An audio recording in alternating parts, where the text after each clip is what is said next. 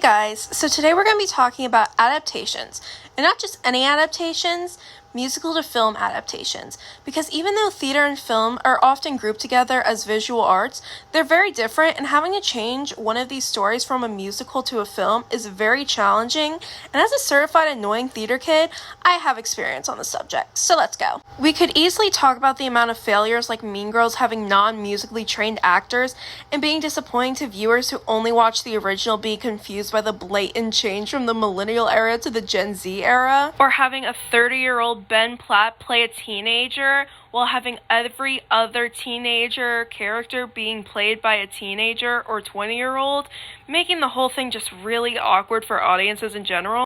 Or the literal monstrosity, which was the Cats movie, where instead of juicing costumes from the actual Broadway musical, they decided to CGI edit that thing. What is that?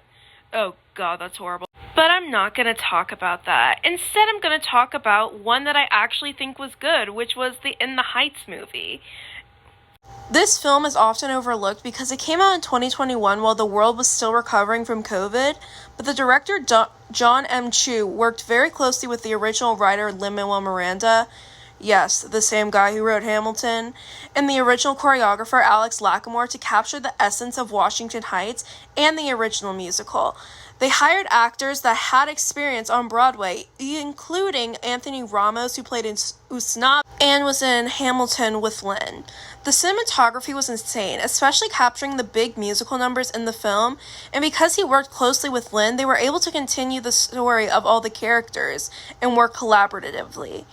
John was a great choice, and he also directed the Wicked movie, which is coming out later this year.